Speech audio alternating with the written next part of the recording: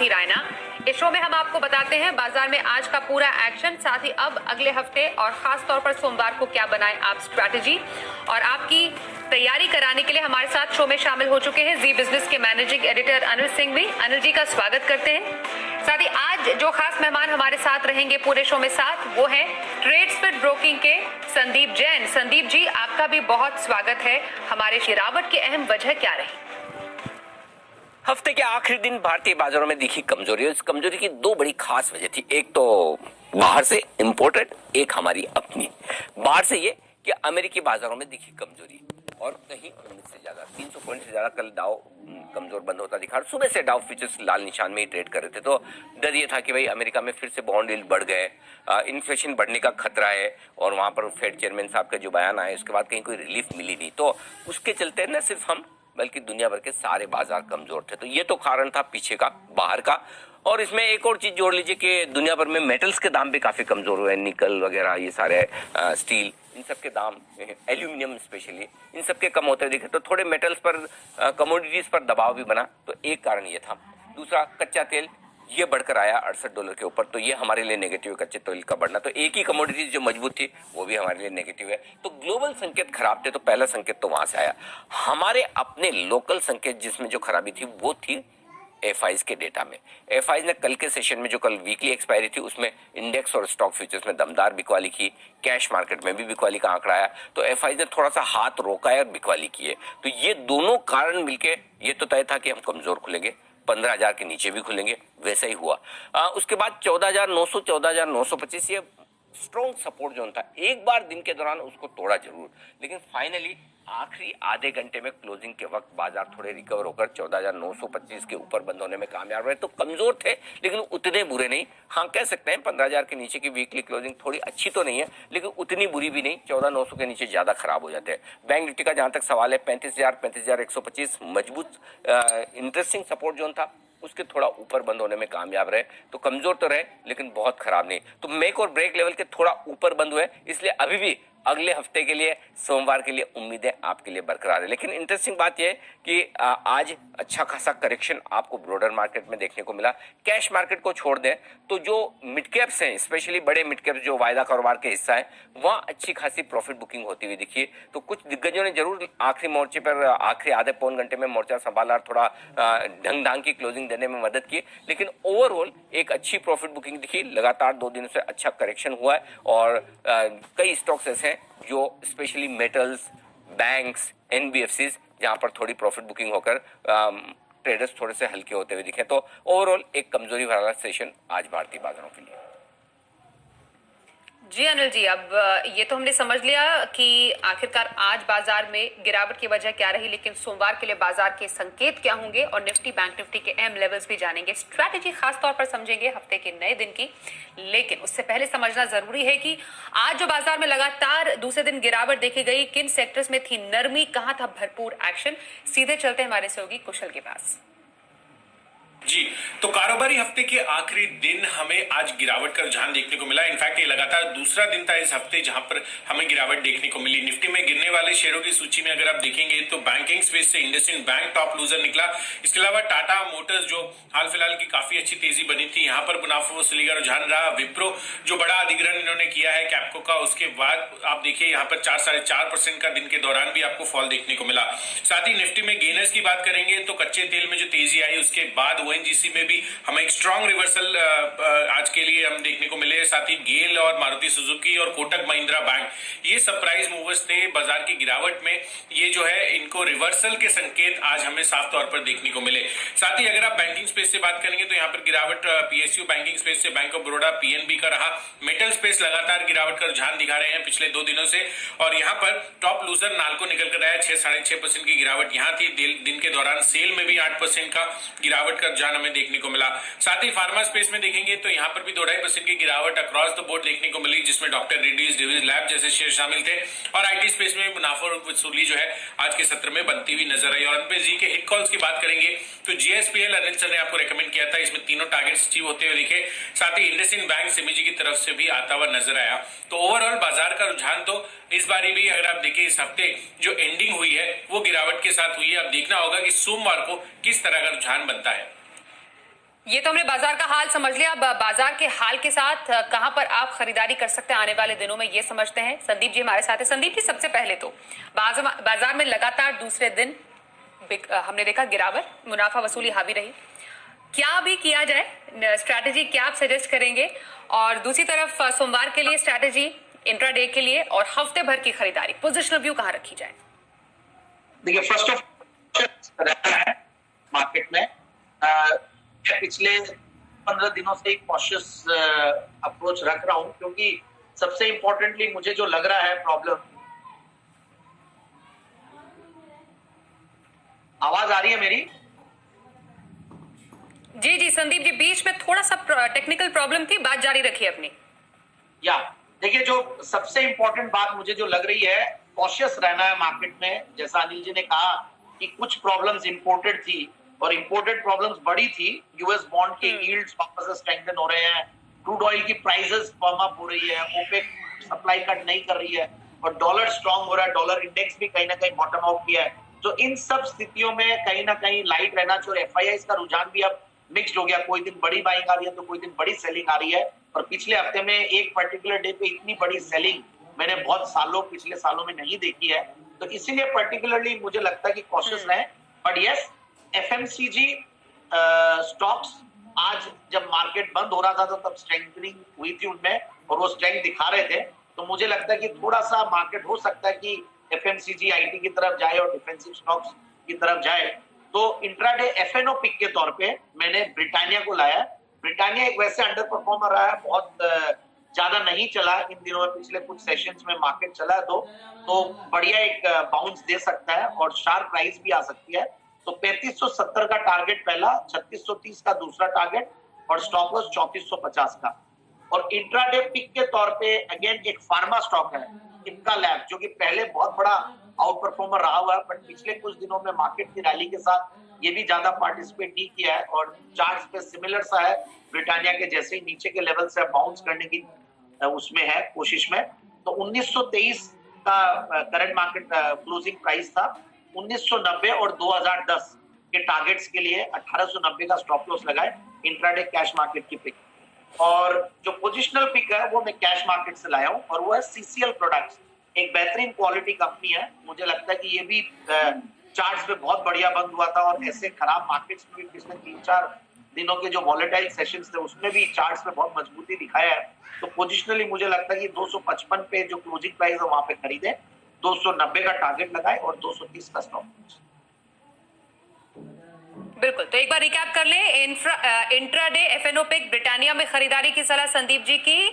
Intraday में जो cash की पिक है वो इप्का लैब में करने की सलाह, वहीं पोजिशनल व्यू सीसीएल प्रोडक्ट में रखने की सलाह संदीप जैन की। बातचीत जारी रखेंगे उनसे, लेकिन इस बीच समझना जरूरी है नए हफ्ते की शुरुआत किन अहम ट्रिगर्स के साथ हो सकती है, बाजार की नजर किन मेन इवेंट्स पे रहेगी, जानते हैं मेरी सहयोगी मानसी से। जी बिल्कुल, देखिए कई सारे इंपॉर्टेंट ट्रिगर्स हैं आने वाले हफ्ते में। शुरुआत 8 मार्च सोमवार से करते हैं, अंतर्राष्ट्रीय महिला दिवस होगा। साथ ही मोल्टेक टेक्नोलॉजीज और मोल्टेक पैकेजिंग पर नजर रखिएगा। अंतरिम डिविडेंड पर बोर्ड बैठक होगी। इजी ट्रिप प्लानर्स का आईपीओ 8 मार्च को खुलता हुआ दिखेगा। प्राइस बैंड इसकी 186 से 187 रुपए है। और साथ ही इसी दिन दिल्ली विधानसभा का बजट सत्र भी 8 से 16 मार्च तक चलता हुआ हम देखेंगे। 9 मार्च को भारत में जैगुआर आई-पेस इलेक्ट्रिक एसयूवी लॉन्च करेगी। वहीं मैग्मा फिनकॉर्प की ईजीएम होने वाली है। मैक्स हेल्थ केयर 9 मार्च को क्यूआईपी के इश्यू प्राइस पर बोर्ड बैठक करेगा। साथ ही इंडियन बैंक पर नजर रखिएगा। 9 मार्च को 4000 करोड़ की इक्विटी के जरिए पूंजी जुटाने को लेकर बोर्ड बैठक है। 10 मार्च के दिन इजी ट्रिप प्लानर्स का आईपीओ बंद हो जाएगा। इसी दिन क्विक हील टेक्नोलॉजीज पर फोकस रखिए। बायबैक पर एक बोर्ड बैठक करेंगे ये। मजगांव डॉक शिप बिल्डर्स करंज सबमरीन को 10 मार्च से कमीशन किया जाएगा, यानी कि कार्यरत किया जाएगा। फोर्टिस हेल्थकेयर सुप्रीम कोर्ट में अगली सुनवाई 10 मार्च के दिन होगी इस मामले पर। वहीं गेल का 1046 करोड़ का बायबैक बंद होगा। बायबैक प्राइस 150 रुपए प्रति शेयर तय किए गए हैं। नैल्को का 749 करोड़ का बायबैक भी 10 मार्च के दिन बंद होगा। बायबैक प्राइस 57 रुपए प्रति शेयर तय की गई है। और 10 मार्च के दिन ही मुंबई एयरपोर्ट का टर्मिनल 1 घरेलू उड़ानों के लिए दोबारा खुलता हुआ दिख सकता है। 11 मार्च का दिन महाशिवरात्रि के शुभ दिन पर भारतीय बाजार 11 मार्च को बंद रहने वाले हैं। वहीं 12 मार्च यानी शुक्रवार के दिन फरवरी सीपीआई के आंकड़े आएंगे और जनवरी आईआईपी के आंकड़े भी इस दिन आते हुए हम देखेंगे।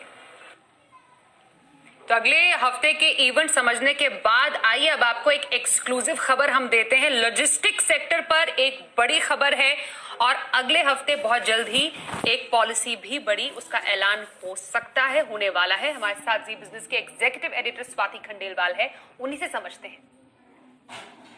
एंजल ब्रोकिंग के नए जी हाँ, बिल्कुल बड़ा एक्शन है और इस बार जो स्पेस में एक्शन है वो है लॉजिस्टिक स्पेस। जी हाँ, ये स्पेस में हम देखेंगे कि एक बहुत बड़ी मीटिंग प्राइम मिनिस्टर मोदी खुद चेयर करने जा रहे हैं अगले हफ्ते और ये मीटिंग पॉलिसी से जुड़ी हुई है। आप जानते हैं नेशनल लॉजिस्टिक्स पॉलिसी सरकार जल्दी ही लाएगी और पीएमओ की मंजूरी का बस इंतजार है और ये फाइनल स्टैंपिंग है जो पीएमओ से मिलेगी और प्राइम मिनिस्टर यहाँ पर इसको ओके करेंगे और वो पॉलिसी में बेसिकली 40% कॉस्ट जो लॉजिस्टिक्स कॉस्ट है कंट्री की वो कम करने पर फोकस है।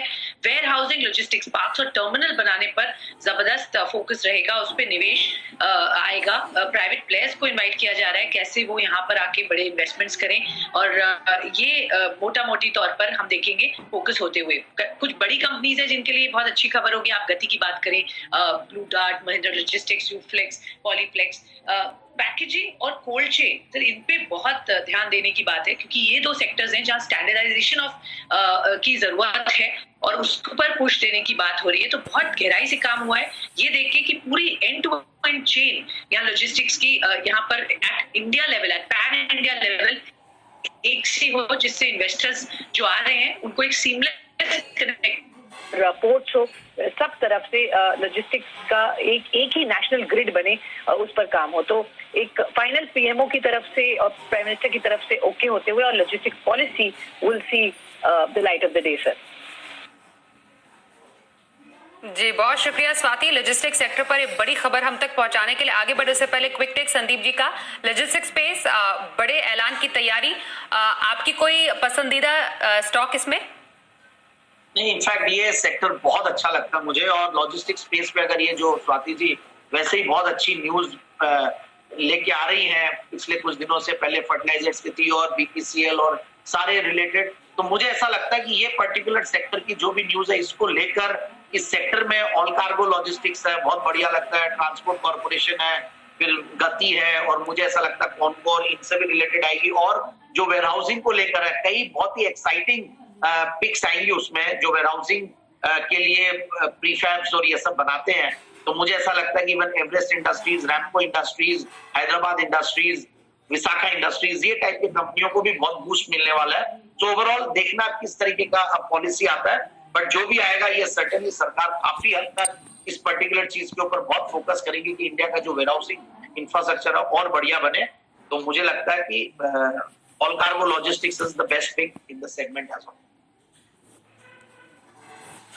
ओके, चलिए तो लॉजिस्टिक्स स्पेस की बात हुई, आगे बढ़ते हैं और समझते हैं सोमवार के लिए ऑप्शन। देखते हैं शर्मा जी का ऑप्शन।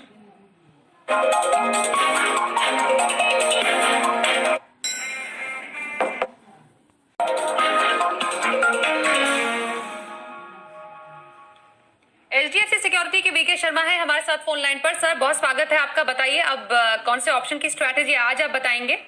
जी स्वाति जी नमस्ते, आपको और इस सेगमेंट के सभी दर्शकों को, वो मेरे लिए विशेष है।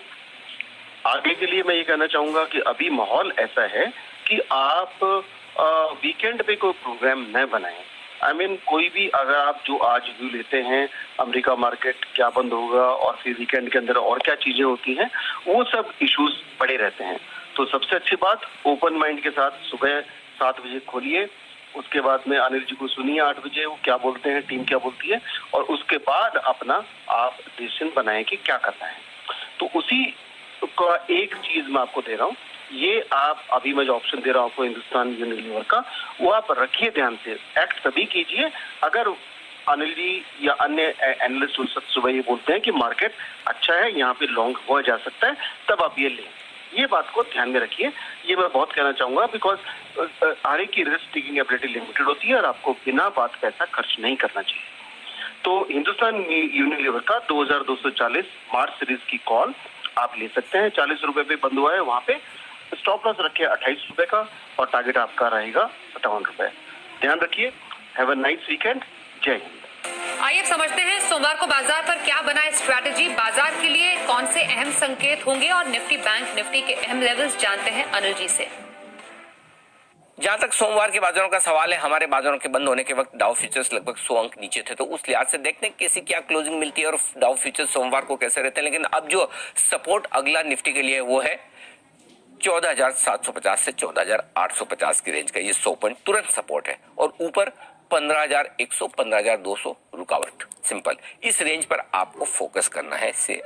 अब बैंक निफ्टी का आप देखें तो नीचे 34,650 34,800 ये मजबूत सपोर्ट है। अगर 35,000 के नीचे टिके और ट्रेड करना शुरू किया तो, और ऊपर में 36,000 36,100 ऐसी रेंज है जहां पर पार पाना बहुत मुश्किल है। वो भी तब जब आप 36,575 माफ कीजिएगा 35,575 35,700 की रेंज को पार करके टिक जाए। तो ऐसा लग रहा है वोलेटिलिटी ज्यादा है, दिन में भी ऊपर नीचे काफी बाजार होते दिख रहे हैं।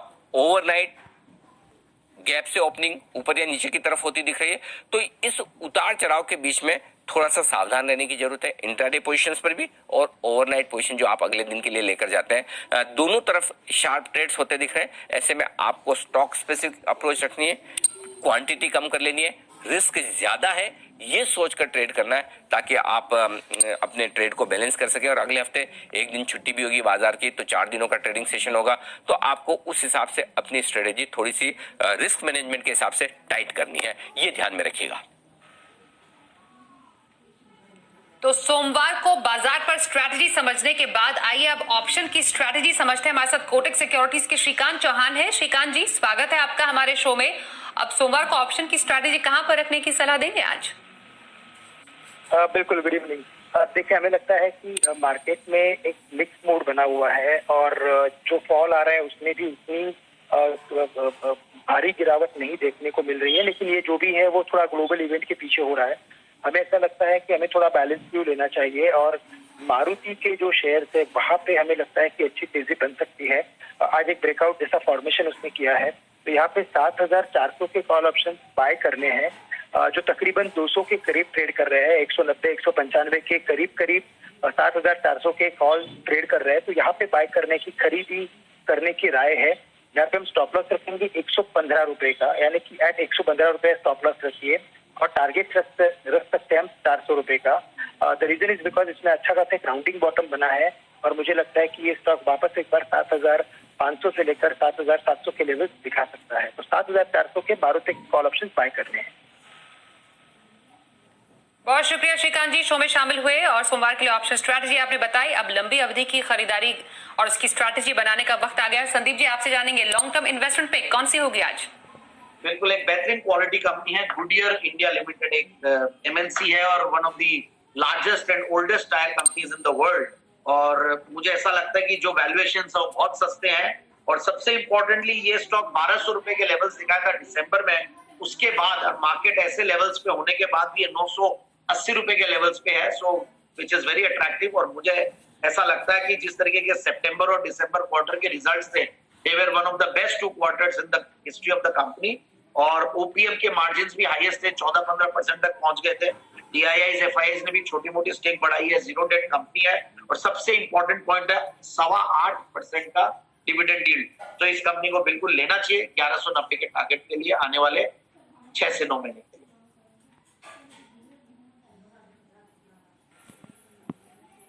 तो लंबी अवधि की कॉल, गुडियर इंडिया में खरीदारी की सलाह संदीप जैन की। संदीप जी, बहुत शुक्रिया, शो में आप शामिल हुए हमारे साथ और हमारे तमाम सहयोगियों का भी शुक्रिया हम तक एक्सक्लूसिव खबर और रिसर्च पहुंचाने के लिए। फिलहाल इस शो में बस इतना ही। सोमवार को बात